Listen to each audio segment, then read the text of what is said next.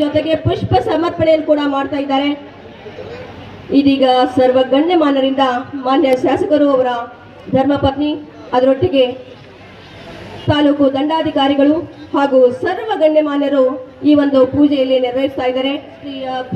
ನಾಯಕರ ಭಾವಚಿತ್ರಕ್ಕೆ ಪೂಜೆ ಮತ್ತು ಪುಷ್ಪ ಸಮರ್ಪಣೆ. 80ನೇ ಸ್ವಾತಂತ್ರ್ಯ ದಿನಾಚರಣೆಯಲ್ಲಿ ಪಾಲ್ಗೊಂಡಂತ ಸರ್ವರಿಗೂ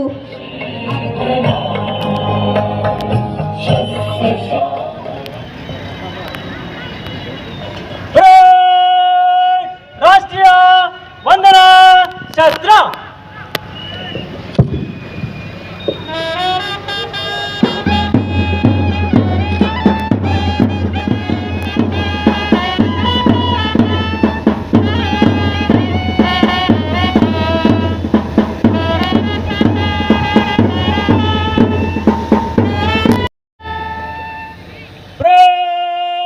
ಧ್ವಜಾರೋಹಣದಲ್ಲಿ ಪಾಲ್ಗೊಂಡ ಸರ್ವ ಮಾನ್ಯರಿಗೂ ಅನಂತ ಧನ್ಯವಾದಗಳನ್ನ ಅರ್ಪಿಸ್ತಾ ಇದ್ದೀವಿ. ಇದೀಗ ನಾವೆಲ್ಲ ನೋಡ್ತಾ ಇದ್ದೀವಿ, ಅದ್ಭುತ ಕ್ಷಣಕ್ಕೆ ಕಾಲ ಇಡ್ತಾ ಇದ್ವಿ. ಪಥ ಸಂಚಲನಗಳ ವೀಕ್ಷಣೆ ಮತ್ತು ಗೌರವ ರಕ್ಷೆ.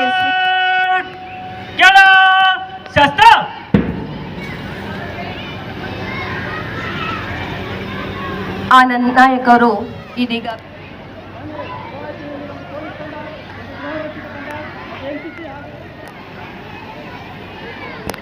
Parade commander Shri Anand Nayak PSI Gangavathi police ಠಾಣೆ.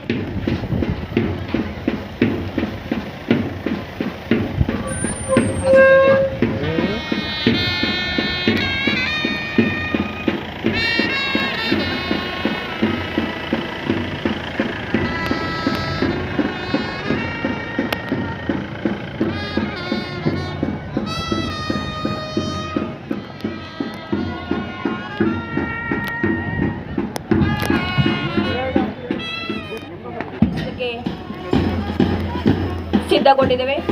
ಶ್ರೀ ಉಮೇಶ್ ಅವರು PSI ಅತ್ಯಂತ ಶಿಸ್ತುಬದ್ಧವಾಗಿ ಇದೀಗ ವೇದಿಕೆಯ ಮುಂಭಾಗದಲ್ಲಿ ನೋಡ್ತಾ ಇದ್ದೀವಿ. ಪೊಲೀಸ್ ತಂಡ ಶ್ರೀ ಉಮೇಶ್ ಅವರ ನೇತೃತ್ವದಲ್ಲಿ PSI, ಅದರ ಹಿಂದೆ ಹೆಜ್ಜೆ ಆಗ್ತಾ ಇದೆ ಗೃಹ ರಕ್ಷಕ ದಳ. ಸುನೀತಾ ಪ್ರೊಫೆಸರ್ PSI ಅವರು ಅತ್ಯಂತ ಶಿಸ್ತುಬದ್ಧವಾಗಿ ಹೆಜ್ಜೆಯನ್ನು ಹಾಕ್ತಾ ಇದ್ದಾರೆ. ಗೃಹ ರಕ್ಷಕ ದಳದವರಿಗೆ ನಾವೆಲ್ಲ ಕಣ್ತುಂಬ್ಕೊತಾ ಇದ್ದೇವೆ. ಮುಂದಾಳತ್ವದಲ್ಲಿ NCC SKNG ಕಾಲೇಜ್ ಚಿದಾನಂದ್ ಅವರ ನಾಯಕತ್ವದಲ್ಲಿ ತಂಡ ಮುನ್ನಡೆತಾ ಇದೆ. ಧ್ವಜವಂದನೆಯನ್ನ ಸ್ವೀಕರಿಸಿ ಅದರ ಹಿಂದೆ ಹೆಜ್ಜೆ ಆಗ್ತಾ ಇದೆ ಕುಮಾರಿ ನಾಗರತ್ನ ಅವರ ಸಾರಥ್ಯದಲ್ಲಿ Bharat scouts and guides CPS ಶಾಲೆ Gangavathi. Kumari Nagaratna, Bharat scouts and guides CPS ಶಾಲೆ ಗಂಗಾವತಿ ಅವರ ನಾಯಕತ್ವದಲ್ಲಿ. ಅದರ ಹಿಂದೆ ಸಾಗ್ತಾ ಇದೆ BB ಐಷಾ ಅವರ ನೇತೃತ್ವದಲ್ಲಿ ಭಾರತ ಸೇವಾ ದಳ.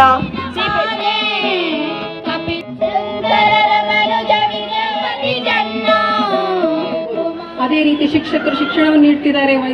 ಅದರ ಕೈಗೊಂಬೆ ಬದಕು ಅದು ನಮ್ಮನ್ನು ನಿಯಂತ್ರಿಸಬಾರದು. ಎಲ್ಲ ಯುವಜನ ನಮ್ಮ ಭಾರತ ಬಲಿಷ್ಠವಾಗಿ ಇರಬೇಕು ಅಂತ ಹೇಳಿದ್ರೆ ಎಲ್ಲ ಯುವಜನತೆ ಕೈಲಿದೆ, ಇವತ್ತು ವಿದ್ಯಾರ್ಥಿಗಳ ಕೈಲಿದೆ. ಇವರು ಸಮರ್ಪಕವಾಗಿ ಶ್ರೀ ಪ್ರಸನ್ನ ದೇಸಾಯಿ ಅವರಿಗೆ ಗೌರವ ಸನ್ಮಾನ ಸರ್ವ ಮಾನ್ಯರು ಇದರಲ್ಲಿ ಭಾಗಿಯಾಗಿದ್ದಾರೆ. ಅಭಿನಂದನೆಗಳು ಸರ್, ತಮಗೆ ಹೃತ್ಪೂರ್ವಕ ಅಭಿನಂದನೆಗಳು. ಸದ್ಬಳಕೆ ಮಾಡಿಕೊಂಡು ಮುನ್ನಡೆಯಬೇಕಾಗಿದೆ. ಸದೃಢ ರಾಷ್ಟ್ರವನ್ನು ನಿರ್ಮಿಸುವುದು ನಮ್ಮೆಲ್ಲರ ಜವಾಬ್ದಾರಿಯಾಗಿದೆ. ಜನಪರ ಹೊಲಕ್ಕೆ ತಿರುಗಲು 3ರಲ್ಲಿ 3ರಂತೆ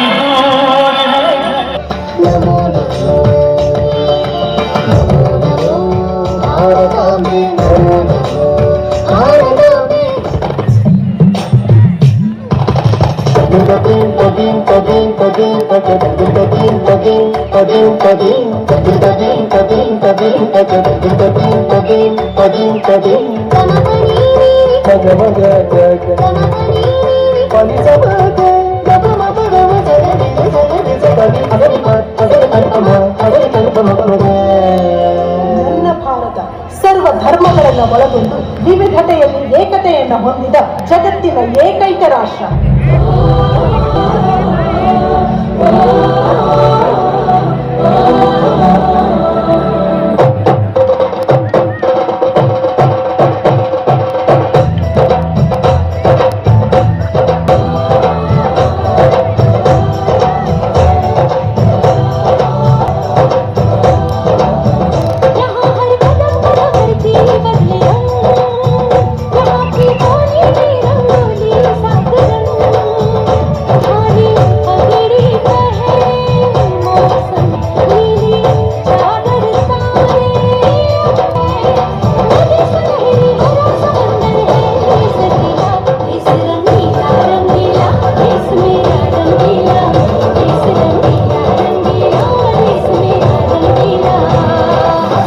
ನಮ್ಮ ಶೋಷಣೆಯ ಕಪಿಮುಷ್ಟಿಯಿಂದ ಭಾರತ ಮಾತೆಯನ್ನು ಸ್ವತಂತ್ರಗೊಳಿಸಲು ಜಾತಿ ಮತ ಪಂಥ ಭೇದವಿಲ್ಲದೆ ಅಂದು ದಂಗೆಯೆದ್ದರು.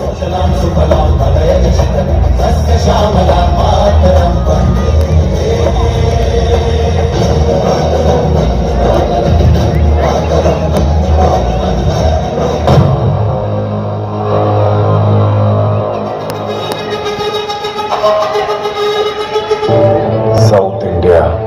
Now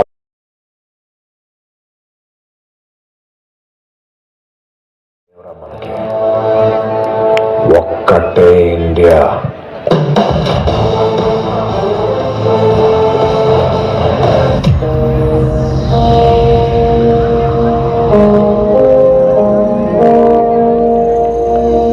ತಲುವಾರಿನಲೆ ತಲೆ ತಗೆಯುವನು ಮಣ್ಣಾಗೋದೆ ಚಲದಿ ಹೋರಾಡೋನು ಭಯ ಯಾಕೆ ತಾನಲದೆ ಏಕೆ ಸರಿಯಂತೆ ನಡೆಯುವುದೇ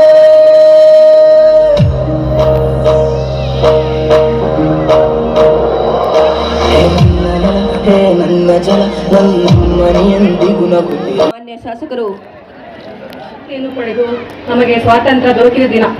ಈ ಸ್ವಾತಂತ್ರ್ಯ ನಮಗೆ ಅನಾಯಾಸವಾಗಿ ಉಚಿತವಾಗಿ ಸಿಕ್ಕಿಲ್ಲ. ಎಲ್ಲ ಮಹನೀಯರ ತ್ಯಾಗ, ಧೈರ್ಯ, ಬಲಿದಾನ, ಹೋರಾಟದ ಫಲವಾಗಿ ನಮಗೆ ಸ್ವಾತಂತ್ರ್ಯ ಸಿಕ್ಕಿದೆ. ಈ ಸ್ವಾತಂತ್ರ್ಯ ಅಂತ ಹೇಳಿದ್ರೆ ನಮಗೆ ಬರೀ ಸ್ವಾತಂತ್ರ್ಯ ಅಂತ ಹೇಳಿದ್ರೆ ಬರೀ ಹಕ್ಕನ್ನು ಮಾತ್ರ ಕೊಡೋದಿಲ್ಲ, ಇದು ಜವಾಬ್ದಾರಿಯನ್ನು ಕೊಡ್ತಾ ಇದೆ. ಎಲ್ಲರನ್ನೂ ಕೂಡ ಯಾರ್ಯಾರು ಯಾವ್ಯಾವ ಕಾರ್ಯವನ್ನು ನಿರ್ವಹಿಸಿದ್ದಾರೆ, ಪ್ರಾಮಾಣಿಕವಾಗಿ ನಿರ್ವಹಿಸಿದ್ದಾರೆ, ನಾವು ನಮ್ಮ ದೇಶಕ್ಕೆ ನಮ್ಮ ಕೊಡುಗೆಯನ್ನು ನೀಡಬಹುದಾಗಿದೆ.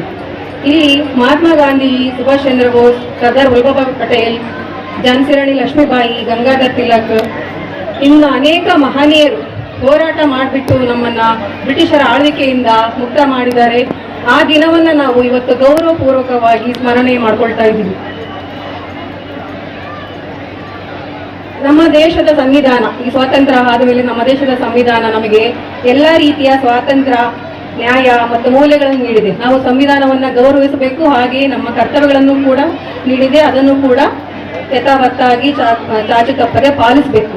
ಜಾತಿ, ಧರ್ಮ, ಭಾಷೆ ಅಥವಾ ಪ್ರದೇಶದ ಹೆಸರಿನಲ್ಲಿ ಯಾವುದೇ ಭೇದ ಭಾವ ಮಾಡದೆ, ನಮ್ಮದು ಭಾರತ ವೈವಿಧ್ಯತೆಯಲ್ಲಿ ಏಕತೆಯಿಂದ ಕೂಡಿದಂಥ ರಾಷ್ಟ್ರ. ವಿವಿಧ ಜಾತಿ, ಧರ್ಮ, ಭೇದಗಳಿದ್ರೂ ಸಹಿತ ನಮ್ಮದು ಸಾಂಸ್ಕೃತಿಕ ಪರಂಪರೆಯನ್ನು ಹೊಂದಿದಂತಹ ರಾಷ್ಟ್ರವಾಗಿದೆ. ಎಲ್ಲ ಭಾರತೀಯರು ನಾವೆಲ್ಲರೂ ಒಂದೇ. ನಮ್ಮಲ್ಲಿ ಏನು ಏಕತೆ ಇದೆ ಅದೆಲ್ಲ ನಮ್ಮ ದೇಶದ ಹೆಮ್ಮೆ. ವೈವಿಧ್ಯತೆಯಲ್ಲಿಯೂ ಕೂಡ ಏಕತೆ ಇರುವುದು ಪ್ರಪಂಚದ ಇತರ ರಾಷ್ಟ್ರಗಳಿಗಿಂತ ಹೋಲಿಕೆ ಮಾಡಿದಾಗ ನಮ್ಮ ದೇಶದ ಹೆಮ್ಮೆ ವೈವಿಧ್ಯತೆಯಲ್ಲಿ ಏಕತೆ ಇರುವಂಥದ್ದು. ಇಂದು ಭಾರತ ವಿಜ್ಞಾನ, ತಂತ್ರಜ್ಞಾನ, ಎಲ್ಲ ಕ್ಷೇತ್ರಗಳು, ಶಿಕ್ಷಣ, ಬಾಹ್ಯಾಕಾಶ ಮತ್ತು ಎಲ್ಲ ಕ್ಷೇತ್ರಗಳಲ್ಲೂ ಕೂಡ ಮುನ್ನಡೀತಾ ಇದೆ. ಅಭಿವೃದ್ಧಿಯತ್ತ ದಾಪುಗಾಲಿಡ್ತಾ ಇದ್ದೀವಿ. ಇದರಲ್ಲಿ ಎಲ್ಲ ಕ್ರೀಡಾಪಟುಗಳು ವಿಶ್ವಮಟ್ಟದ ಕೀರ್ತಿಯನ್ನು ಹೆಚ್ಚಿಸ್ತಾ ಇದ್ದಾರೆ. ನಾವು ಏನು ದೇಶವನ್ನು ಬದಲಾವಣೆ ಮಾಡಬೇಕು ಅಂತ ಹೇಳಿದ್ರೆ ನಾವೇನು ಹೋರಾಟ ಪ್ರತ್ಯೇಕವಾಗಿ ಸ್ಪೆಷಲ್ ಆಗಿ ಹೋರಾಟ ಮಾಡಬೇಕಂತ ಇಲ್ಲ. ನಮ್ಮ ಕರ್ತವ್ಯಗಳನ್ನು ನಾಗರಿಕ ನಮ್ಮ ದೇಶದ ಕಾನೂನನ್ನು ಗೌರವಿಸಬೇಕು ಮತ್ತು ನಾಗರಿಕ ಕಾನೂನು ನಿಯಮಗಳನ್ನು ಅನುಸರಿಸಬೇಕು. ಹಾಗೆ ನಮ್ಮ ಕಾರ್ಯಗಳನ್ನು ನಾವು ಏನು ಪ್ರಾಮಾಣಿಕವಾಗಿ ನಿಷ್ಠೆಯಿಂದ ನಿರ್ವಹಿಸಬೇಕು. ಭಗತ್ ಸಿಂಗ್, ರಾಜ್ಗುರು, ಸುಖದೇವ್, ಚಂದ್ರಶೇಖರ್ ಆಜಾದ್ ಸೇರಿದಂತೆ ಅನೇಕ ಮಹನೀಯರು ತಮ್ಮ ಜೀವನವನ್ನೇ ದೇಶಕ್ಕಾಗಿ ಅರ್ಪಣೆ ಮಾಡಿರುವಂಥದ್ದು. ಅದೇ ಒಂದು ರೀತಿಯಲ್ಲಿ ನಮ್ಮ ಗಂಗಾವತಿ ಭಾಗದಿಂದ ದೇಶದ ಸ್ವಾತಂತ್ರ್ಯಕ್ಕಾಗಿ ಹೋರಾಟ ಮಾಡಿರುವಂಥ ಮಹನೀಯರು ಅವರನ್ನೇ ನಾವು ಇವತ್ತು ನೆನಪಿಸಿಕೊಳ್ಬೇಕಾಗಿದೆ. ಅದರಲ್ಲಿ ಪ್ರಮುಖವಾಗಿ ಅಯೋಧ್ಯ ರಾಮಾಚಾರ್ಯ ಅವರು, ಗೌಳಿ ಮಹದೇವಪ್ಪನವರು, ಹನುಮಂತಪ್ಪ ಮನಳ್ಳಿಯವರು, ಮೆಡಿಕಲ್ ಭೀಮಸೇನ ಅವರು, ಹುಲ್ಲೂರು ಶ್ರೀನಿವಾಸರಾವ್ ಅವರು, ವಿಠಲ್ ಶ್ರೇಷ್ಠಿ ಅವರು, ಶರಣ ಬಸವರಾಜ್ ಬಿಸರಳ್ಳಿ ಅವರು, ಅವರೆಲ್ಲರನ್ನೂ ಕೂಡ ಸ್ಮರಣೆ ಮಾಡಿಕೊಳ್ಳುತ್ತಾ ಇವತ್ತು 80ನೆಯ ಈ ಸ್ವಾತಂತ್ರ್ಯ ದಿನೋತ್ಸವ ಅಂಗವಾಗಿ ನಾವೆಲ್ಲರೂ ಕೂಡ ಇಡೀ ನಮ್ಮ ಭಾರತ ಸ್ವಾತಂತ್ರ್ಯ ಬಂದಾದ ಮೇಲೆ ಇವತ್ತು ಕಳೆದ 13 ವರ್ಷಗಳಲ್ಲಿ ಈ ದೇಶದ ನೆಚ್ಚಿನ ಪ್ರಧಾನಮಂತ್ರಿಗಳಾದ ಸನ್ಮಾನ್ಯ ನರೇಂದ್ರ ಮೋದಿಜಿಯವರು ಅದ್ಭುತವಾದ ಕಾರ್ಯಕ್ರಮಗಳೆಲ್ಲದನ್ನು ಕೂಡ ಇವತ್ತು ನಾವು ನೆನೆಸ್ಕೊಳ್ಬೇಕಾಗಿದೆ ಬಂಧುಗಳೇ. ಇವತ್ತು ನಮ್ಮ ಭಾರತ ಆತ್ಮವಿಶ್ವಾಸದಿಂದ, ನಿರ್ಭರದಿಂದ ಇಡೀ ವಿಶ್ವದಲ್ಲಿ ಯಾವ ದೇಶಕ್ಕೂ ಕೂಡ ನಾವು ಕಡಿಮೆ ಇಲ್ಲ ಅನ್ನುವಂಥ ಒಂದು ರೀತಿಯಲ್ಲಿ ನಮ್ಮ ದೇಶದ ಯುವ ಜನತೆ ಸ್ವಾವಲಂಬಿಗಳಾಗಿ, ಮಹಿಳೆಯರು ಸ್ವಾವಲಂಬಿಗಳಾಗಿ ದೇಶದ ಒಂದು ಗಂಗಾವತಿಯಲ್ಲಿದ್ದೀರ ಅನ್ನುವಂಥ ರೀತಿಯಲ್ಲಿ ನಮ್ಮ DSP ನ್ಯಾಮಗೌಡರು ಮತ್ತು ವಿರೂಪಾಕ್ಷ ಮೂರ್ತಿ ಮತ್ತು ನಮ್ಮ ನಗರ ಯೋಜನಾ ಪ್ರಾಧಿಕಾರದ ಅಧ್ಯಕ್ಷರುಗಳು ಎಲ್ಲರೂ ಕೂಡ ತಹಸೀಲ್ದಾರರು ಸೇರಿ ಅಧಿಕಾರಿಗಳು ತುಂಬಾ ಅತ್ಯಂತ ಅದ್ಭುತವಾಗಿ ಈ ಸ್ಟೇಡಿಯಂನ ಅಲಂಕರಣೆ ಮಾಡಿದ್ದಾರೆ. ಇದು ಹೀಗೆ ಮುಂದುವರಿಯಲಿ ಮತ್ತು ರಾಜ್ಯದ ಮುಖ್ಯಮಂತ್ರಿಗಳ ಹತ್ರ ಮಾತಾಡಿ ಒಳ್ಳೆಯ ಸ್ಟೇಡಿಯಂ ನಿರ್ಮಾಣ ಮಾಡೋದಕ್ಕೆ ಕೂಡ ನಾವು ಪ್ರಾಮಾಣಿಕವಾಗಿ ಪ್ರಯತ್ನ ಮಾಡೋಣ ಅಂತ ಹೇಳ್ತಾ ಈ ಸಂದರ್ಭದಲ್ಲಿ ತಮ್ಮೆಲ್ಲರಿಗೂ ಕೂಡ